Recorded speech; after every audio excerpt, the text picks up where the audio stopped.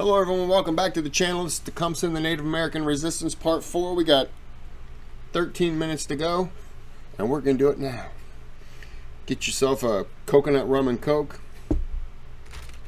Get yourself a little bit of hummus.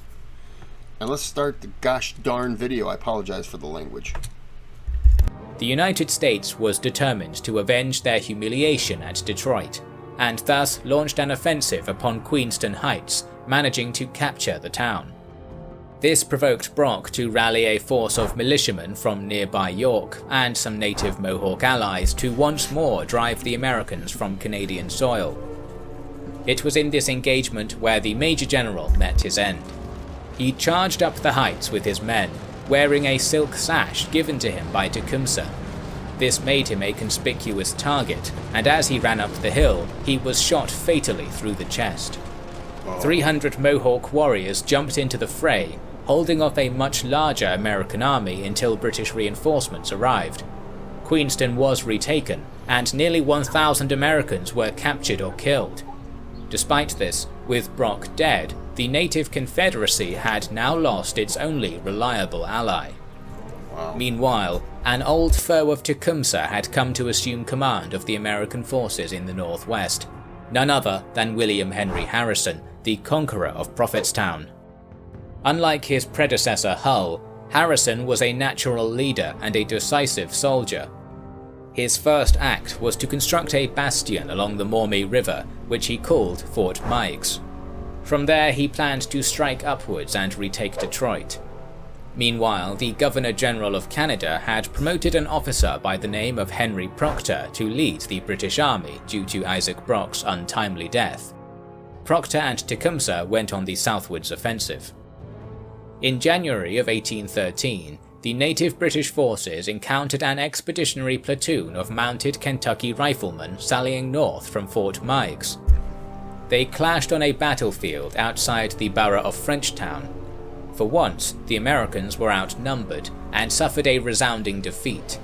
Nearly 500 Kentuckians were killed in the fighting, the highest American casualty count of any battle in the war, and yet another 500 were captured.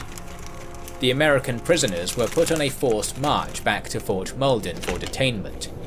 Native warriors began taking liberties with their captives, robbing and killing the injured, and cutting down any who would not keep pace with the slog.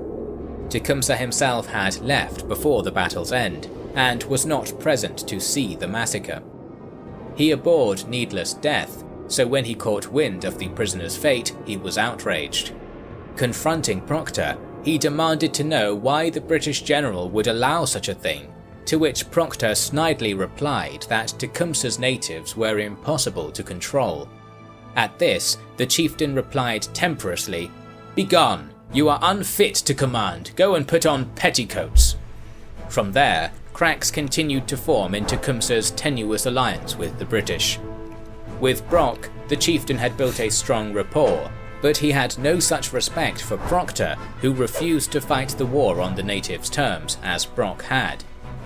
Meanwhile, the Americans would remember the massacre at Frenchtown, their slain prisoners would become martyrs, and the event became a rallying cry for the rest of the war. Sure enough, the tides began to turn.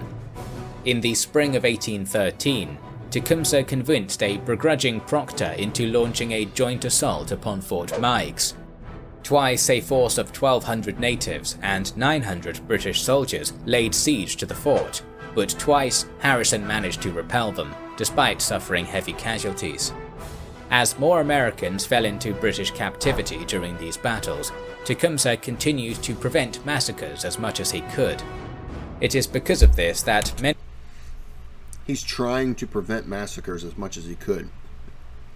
If he's barely able to do it, they're not going to listen to a British general. So, I understand why he's mad, but at the same time, yeah. They're only really there to listen to you. Many Americans to this day regard him with the respect befitting a noble foe.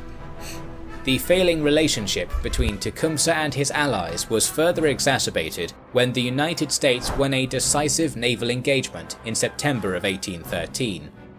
The Battle of Put-in Bay put the entirety of Lake Erie in American hands and cut off British supply lines, forcing them to abandon Fort Malden and Fort Detroit, thereby erasing all the victories won by Tecumseh and Brock a year earlier. With winter looming, General Proctor retreated eastward, banking on the fact that Harrison would not pursue him through the winter snows. This enraged Tecumseh, for the Shawnee chieftain still wanted to go on the offensive. He felt betrayed. After all, he had delivered the British several victories in their war, only to receive no aid in return for it. As it turned out, Proctor's gamble was incorrect. Harrison was all too willing to risk a winter campaign to press his advantage. After retaking Fort Detroit, the American general marched eastwards to pursue the British forces. Still, Proctor continued to withdraw, much to the disgust of Tecumseh, who now realized that his unreliable ally could not be further removed from the gallantry and bravery of Brock.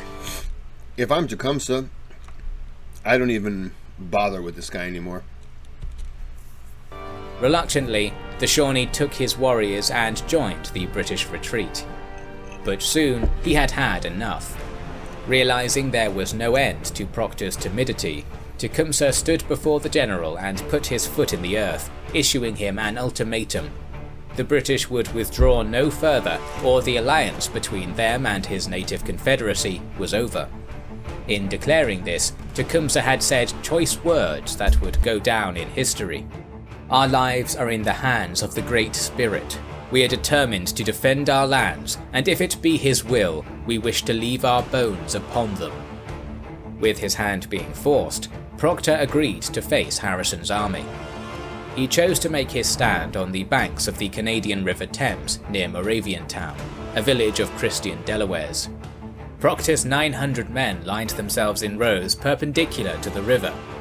Exhausted and starving from their forced march, the Redcoats were in no state to fight. Tecumseh stationed his warriors in a black ash swamp to the British right, where they would have ample cover and could flank the approaching American army. The emboldened Grand Chieftain personally shook the hand of each British officer before rejoining his men. Before long, the Americans were in sight. Harrison's force was imposing, nearly 4,000 strong. They more than doubled the numbers of the British and natives combined. Proctor had made no attempt to build earthworks to fortify his position, and so the plains between him and the Americans remained entirely uncontested. Harrison knew that the best way to break his enemy was to move fast and strike hard, much like he had done at Prophetstown 2 years earlier. The American general kept the bulk of his militia and infantry in reserve, and organized a center column of mounted Kentucky riflemen to barrel down towards the British line.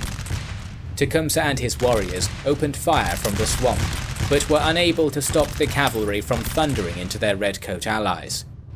This devastating charge broke the British morale. Gripped by panic, they broke formation and scattered, offering only a token resistance through disorganized and scattered gunfire. General Proctor fled the field with 250 of his men, while the remaining 600 British soldiers were either captured or cut down. When Tecumseh was young, he had taken an oath to never again flee in the face of battle. Even now, with his allies abandoning him and outnumbered 8-1 by his enemy, he would uphold that oath.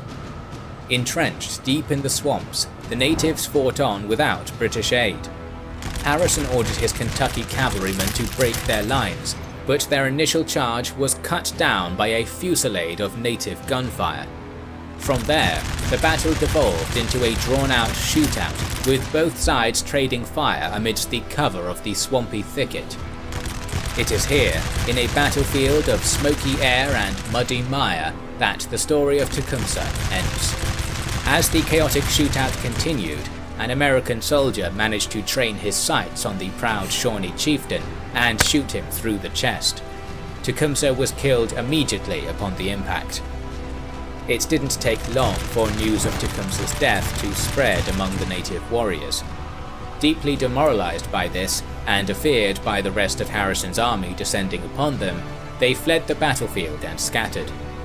The Battle of the Thames was a decisive victory for the Americans, and spelled the end of the great native coalition. Tecumseh had been the glue that bound them together. No other warrior among them had as much respect from so many diverse tribes. After the engagement at Moravian Town, many individual chieftains surrendered to Governor Harrison and returned to their homes, beholden to the will of the United States. There would be no more United Native Front, and no more attempts to form a united indigenous nation on North American soil. The confederacy that Tecumseh had spent so many years building in life inevitably dissolved with his death. The War of 1812 would rage on for another 2 years after Tecumseh's passing, but native warriors no longer played a major role.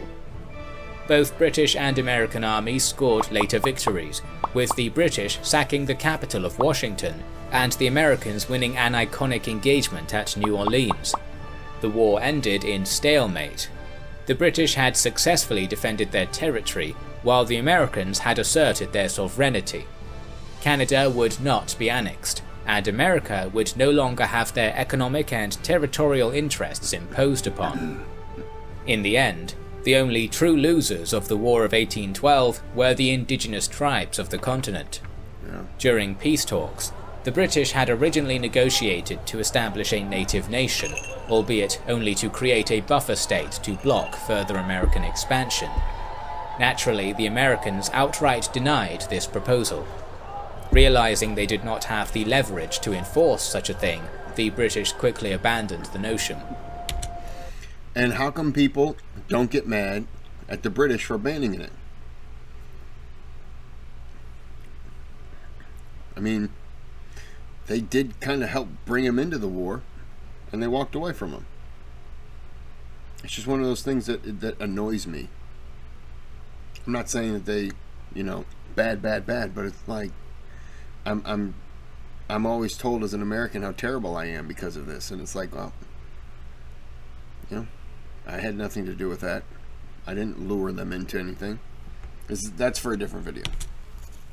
When the Treaty of Ghent was signed in December of 1814, no provisions existed to stem the tide of American westward expansion, and expand they did. Without a strong leader like Tecumseh to bind them, the indigenous peoples of the American continent were largely helpless to combat the flood of settlers that came to take their lands. The Red Stick Muskogees who had declared for Tecumseh fought on for a time, engaging the Americans in the Deep South, but they too were eventually defeated by future President Andrew Jackson in a massacre at Horseshoe Bend. In the end, they also, the Red Stick, Fort Mims disaster, I think there was 800 some men, women, and children in this fort, and 11 survived. So it's not like they didn't, do a number to the Americans. The story of Tecumseh is a tragic tale. A man of remarkable charisma, integrity, bravery, and strength, who spent his whole life fighting for independence and unity, only to have it all taken away upon his death. Even his greatest foe in William Henry Harrison had remarked that this brave warrior had the makings of an emperor, and it is easy to wonder what great things he could have done if only he had lived a little longer. Nevertheless, Tecumseh's memory is alive and well today. To the Americans, he was a noble opponent. To Canadians, the savior of their nation. But to the indigenous peoples of North America, he is and always will be, above all things, an icon of resistance. We always have more stories to tell, so I would love to. I think he's buried at the battlefield where he died. I've heard that his body was desecrated pretty much. I don't know. But I would certainly love to see his grave. Pay my respects. Because I don't know what it is about him, but there's just a deep appreciation in a way. Also, a lot of respect. And, you know, a different time, he could have been amazing.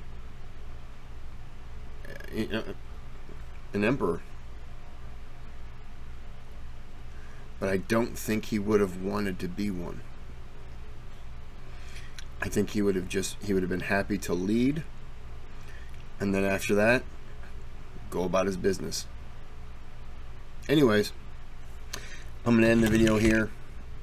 Like and subscribe, or you're gonna be riding your bike, right? Riding your bike, having a great old time. Next thing you know, and then it's gonna turn. Your leg is gonna get shot up in there, and it's just gonna keep going. It's just gonna start slicing it up like a cucumber. And next thing you know, you're gonna be missing a left leg.